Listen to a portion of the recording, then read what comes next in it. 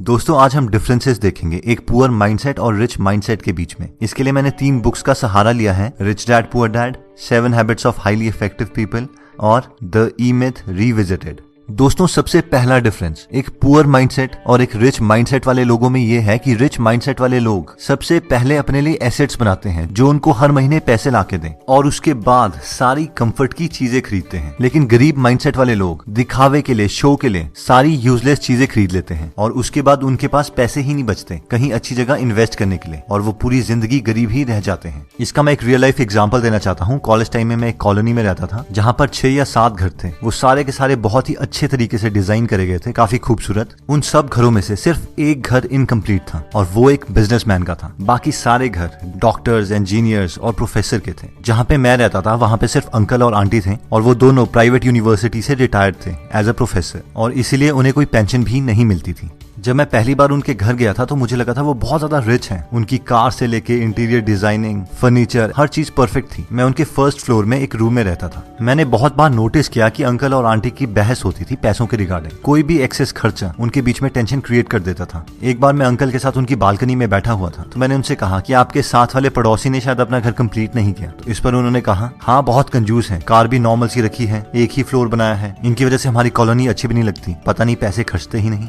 थोड़े महीनों के बाद मैं वहां से शिफ्ट हो गया था तो एक बार मुझे अंकल का कॉल आया और उन्होंने कहा कि अगर आपका कोई फ्रेंड है पीजी के लिए तो हमारे पास यहाँ पे वैकेंसी है, आप रेकमेंड कर दीजिएगा। मैंने कहा ओके अंकल। लेकिन मुझे ये बात अजीब लगी कि उन्होंने अगले ही दिन मुझे दोबारा कॉल कर दिया और उन्होंने मुझसे कहा कि क्या आपने किसी फ्रेंड से पूछा? तो मैंने कहा हाँ, लेकिन वो कह रहे हैं कि आपका पीजी काफी कॉस्टली है। तो उन्होंने कहा कि वो तो होगा ही, हम इतनी फैसिलिटीज जो प्रोवाइड कर रहे हैं। और फिर नेक्स्ट डे उनकी दोबारा कॉल आ गई और उन्होंने मुझसे कहा कि हम अपना प्राइस कम करने के लिए तैयार है, आप उन्हें यहाँ पे भेज दीजिए। लेकिन एक्चुअल में मेरे फ्रेंड्स के लिए वो प्राइस भी ज्यादा था और वो वहां नहीं गए। जब मैंने ये पूरी स्टोरी को रिच डैड पुअर डैड की थियोरी के साथ कंपेयर किया तो मैंने ऑब्जर्व किया कि 1 सिर्फ वहां पे एक बिजनेसमैन का ही घर था जिसका एक फ्लोर बना हुआ था और 1-1.5 साल के बाद वो ही घर उस पूरी कॉलोनी में सबसे बड़ा था। उन्होंने 3 फ्लोर्स बना दिए थे और वो बहुत ही सुंदर बनाया था। सेकंड, अंकल ने होंडा सिटी रखी हुई थी लेकिन वो ट्रेवल स्कूटर में करते थे। हो सकता है वो अपने पैसे बचाने के लिए करते हों, लेकिन मैं ये जानता था कि बाहर से बेशक वो बहुत अमीर दिख रहे हों, अंदर से उन्हें पैसों की कमी थी जिसकी वजह से उनके और उनके वाइफ के बीच में बहस भी होती थी।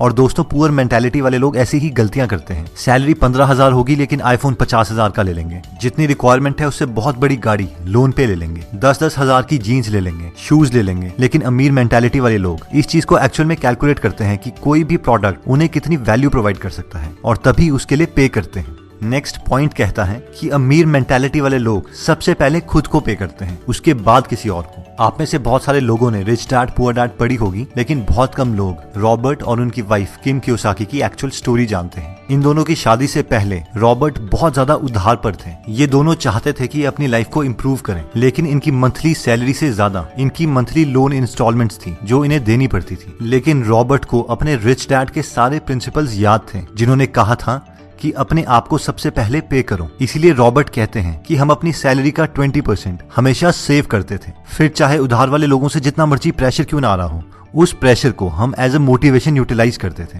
और एक्स्ट्रा काम करके इंस्टॉलमेंट्स के लिए पैसा इकट्ठा करते थे, क्योंकि ये जानते थे अगर ये पहले उधार देने लग जाएंगे और अपने लिए कुछ भी सेव नहीं करेंगे तो ये कभी भी अमीर नहीं बन पाएंगे। और बाद में इन्होंने अपने सेव करे हुए पैसों से ही बाकी इन्वेस्टमेंट्स करी और फाइनली मिलियनेयर बन गए। दोस्तों हम में से मैक्सिमम लोग ये गलती करते हैं। हम सोचते हैं कि हम पहले सारा अपना उधार चुकाएंगे और उसके बाद में सेविंग स्टार्ट करेंगे, या फिर हमारी सैलरी का जितना पोर्शन बचेगा हम उसके बाद सेविंग करेंगे। लेकिन ये सीक्वेंस बहुत मैटर करता है। इवन वॉरेन बफेट बोलते हैं कि पहले पैसे सेव करो और उसके बाद बाकी सारे खर्चे करो। आप मान के चलो कि आपकी सैलरी ही कम है और अपनी सैलरी का मिनिमम 20% हमेशा सेव करो। अब ऑब्वियसली सिर्फ सेविंग आपको अमीर नहीं बनाएगी, उसके बाद आपको उन पैसों को इन्वेस्ट भी करना पड़ेगा लॉजिकली, लेकिन ये फर्स्ट और नेसेसरी स्टेप है अमीरी की तरफ।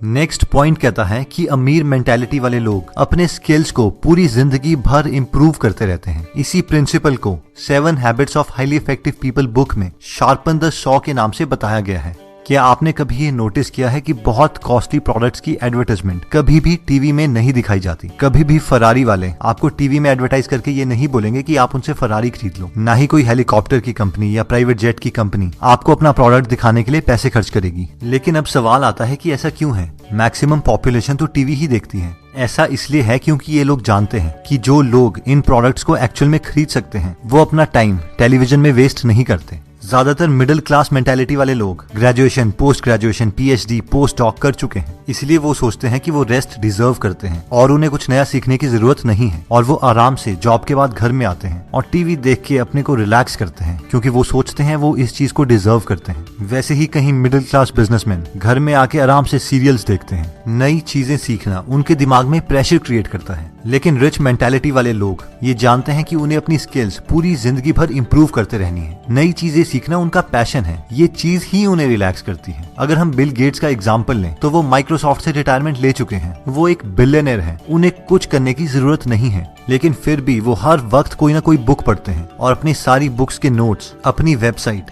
gatesnotes.com में डालते हैं। ये एक रिच मेंटालिटी का परफेक्ट एग्जाम्पल है, क्योंकि रिटायरमेंट के बावजूद बिल गेट्स अपनी वाइफ मेलिंडा के साथ एक फाउंडेशन चलाते हैं, जिससे वो पूरी दुनिया की हेल्थ से रिलेटेड प्रॉब्लम्स में कंट्रीब्यूट कर रहे हैं। हम में से बहुत कम लोग जानते हैं, लेकिन इंडिया के हेल्थ प्रोग्राम्स में इनकी फाउंडेशन ने बहुत ज्यादा कंट्रीब्यूशन किया है। दोस्तों, नेक्स्ट पॉइंट कहता है कि आउटसोर्स। मैक्सिमम लोगों की जब जॉब लगती है तो उनकी ये मेंटालिटी होती है, भाई अब तो अपनी लाइफ सेट है, जिसका इनडायरेक्टली मतलब होता है कि मैं अब ग्रो नहीं करना चाहता, मैं इसी जॉब में रहूंगा। अब क्योंकि हम उसी जॉब में रहेंगे तो हमारी सैलरी सिर्फ इंक्रीमेंट और प्रमोशन से ही बहुत प्रिडिक्टेबल मैनर में ग्रो करेगी, जिसका मतलब ये है कि अब हम स्कार्सिटी माइंडसेट में आ जाएंगे, यानी पैसे बचाने के माइंडसेट में। हम हर चीज से पैसा बचाने की कोशिश करेंगे। बिजली का बिल कैसे बचाएं, खाने में पैसे कैसे बचाएं, पानी का बिल कैसे बचाएं, और बस पूरी जिंदगी इसी स्किल को इम्प्रूव करते रहेंगे। लेकिन अमीर माइंडसेट वाले लोग ये जानते हैं कि उनके पास 24 ही घंटे हैं और एक लिमिटेड विल पावर है, और अगर उन्हें ग्रो करना है तो उन्हें और लोगों की हेल्प लेनी पड़ेगी। इसीलिए वो अपने मैक्सिमम काम, जैसे कि खाना बनाना, कपड़े धोना, ड्राइव करना, इवन की ऑफिस के टेक्निकल काम, वो आउटसोर्स कर देते हैं और सिर्फ उन स्किल्स पे काम करते हैं जो बहुत रेयर और वैल्यूएबल हैं, ताकि वो और ज्यादा ग्रो कर पाए। इसके दो फायदे हैं, एक तो वो अपनी कंट्री की इकोनॉमी में बहुत कंट्रीब्यूट करते हैं,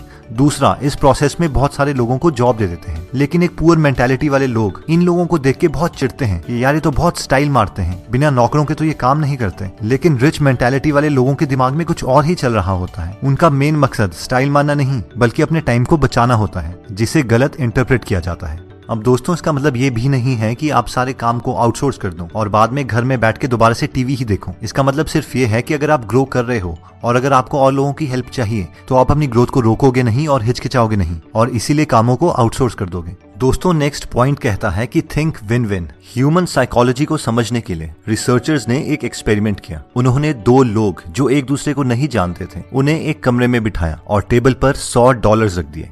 रिसर्चर्स ने उन लोगों को बताया कि आपको ये $100 आपस में बांटने हैं, लेकिन हमारी कुछ कंडीशंस हैं। कंडीशन नंबर 1, पहला आदमी ये डिसाइड करेगा कि वो दोनों $100 को कैसे कैसे बांटेंगे। कंडीशन नंबर 2, दूसरा आदमी ये डिसाइड करेगा कि पहले आदमी ने जितने डॉलर्स उन दोनों में बांटे हैं, क्या वो उसे मंजूर है या नहीं। अगर वो उसे मंजूर है तो दोनों को उतने उतने डॉलर्स मिल जाएंगे, लेकिन अगर उसे वो चीज मंजूर नहीं है तो किसी को कुछ नहीं मिलेगा। अब रिसर्चर्स ने एक पैटर्न देखा। अगर पहला आदमी $100 को $50 करके बांटता था तो दूसरा आदमी उसे एक्सेप्ट कर लेता था और दोनों को $50 मिल जाते थे। अगर वो 60-40 करके बांटता था तो भी दूसरा आदमी उसे एक्सेप्ट कर लेता था। लेकिन अगर पहला आदमी उसे 70-30 करके बांटता था तो दूसरा आदमी उसे रिजेक्ट कर देता था और दोनों को कुछ नहीं मिलता था। यानी ह्यूमन इमोशंस का टिपिंग पॉइंट 70-30 था। रिसर्चर्स ने ये एक्सपेरिमेंट बहुत लोगों में रिपीट किया, लेकिन ये नंबर 70-30 के आसपास ही आ रहा था। उसके बाद उन्हें लगा शायद $100 डेवलप्ड कंट्रीज के लिए कम है, इसलिए वो डेवलपिंग कंट्रीज गए और उन्हें भी सेम ही ऑफर दिया, लेकिन उसके बावजूद रिजल्ट्स सेम रहे। अगर आप दूसरे आदमी होते तो आपका भी यही डिसीजन होता कि पहले आदमी ने अपने को 70 क्यों दिए और मुझे सिर्फ $30, इसलिए मैं भी उसे 70 क्यों लेने दूं। और शायद आप इमोशनली ठीक भी होते, लेकिन अगर हम इसे लॉजिकली देखें तो आपको वैसे भी कुछ नहीं मिल रहा था। आपको सिर्फ हाँ बोलनी थी और आपको वो डॉलर्स मिल जाते। लेकिन मैक्सिमम लोग इस डील को ना ही बोलते हैं, और ये पुअर माइंडसेट वाले लोगों की साइकोलॉजी है, जहाँ पे जेलेसी, चिढ़, कॉम्पिटिशन जैसे इमोशंस हैं। लेकिन एक रिच माइंडसेट वाले लोग हमेशा अपना दिमाग यूज करके कोई ना कोई ऐसा मेथड निकाल देते हैं जिससे दोनों का फायदा हो सके। वो विन विन में बिलीव करते हैं। विन लूज या लूज लूज वाली डील्स वो नहीं करते। इवन विन विन सिचुएशन में अगर उन्हें कम परसेंटेज भी मिल रही हो, फिर भी वो उस डील को कर लेंगे, क्योंकि वो जानते हैं कि वो हजारों ऐसी अपॉर्चुनिटीज और क्रिएट कर देंगे और अपने लिए और बाकियों के लिए भी एक अच्छा प्रॉफिट कमा देंगे। तो दोस्तों इस वीडियो में हमने 5 पॉइंट्स कवर करें। सबसे पहला था फर्स्ट एसेट्स देन कंफर्ट। सबसे पहले ऐसे सोर्सेज क्रिएट करें जिससे आपको पैसे आए और उसके बाद ही कंफर्टेबल और शो वाली चीजें खरीदें। सेकंड, पे योरसेल्फ फर्स्ट। सबसे पहले खुद को पे करें। हमेशा कोशिश कीजिए कि अपनी इनकम का एटलीस्ट 20% पहले सेव करें, चाहे आप पे जितना मर्जी प्रेशर आ रहा हो। ये मान के चलें कि आपकी सैलरी ही कम है और बाद में उस 20% का कुछ परसेंटेज इन्वेस्ट करना सीखें। थर्ड हमने किया था आउटसोर्स। अगर आप अपने को इम्प्रूव कर रहे हैं और आपको टाइम की जरूरत है तो आप अपने काम आउटसोर्स कर सकते हैं। इन चीजों में कंजूसी ना दिखाएं। फोर्थ, कंटिन्यूसली अपने स्किल्स इंप्रूव करते रहें, नया नया मटेरियल्स पढ़ते रहें। दोस्तों अगर आप फ्री में बुक समरीज पढ़ना चाहते हैं तो हमने गीगल ऐप बनाई है। वो ऐप आप डिस्क्रिप्शन में दिए हुए लिंक पे जाके डाउनलोड कर सकते हैं। और फाइनली आता है थिंक विन विन। ये मत सोचो कि दूसरे को मेरे से ज्यादा मिल गया, आप ये सोचो कि आपको पहले कुछ नहीं मिल रहा था, उसके कंपैरेटिवली अभी आपको कुछ मिल रहा है। और अगर आप टैलेंटेड हो तो आप ऐसी सिचुएशंस बहुत क्रिएट कर दोगे। लाइफ में जल्दी आगे बढ़ना सीखो, क्योंकि हमारी लाइफ इतनी बड़ी नहीं है और हम इस धरती पर हमेशा के लिए नहीं है। दोस्तों कमेंट सेक्शन में आप बता सकते हैं कि आप नेक्स्ट वीडियो किस टॉपिक पर चाहते हैं, ताकि हमें भी फीडबैक मिले और उसी टॉपिक्स को हम कवर करें। इस चैनल को जरूर सब्सक्राइब कर लीजिए और बेल का बटन दबा दीजिए ताकि आप ऐसी नॉलेजेबल वीडियोस कभी मिस ना करें। और इस वीडियो को लाइक जरूर कीजिएगा ताकि हमारा कॉन्फिडेंस बढ़े।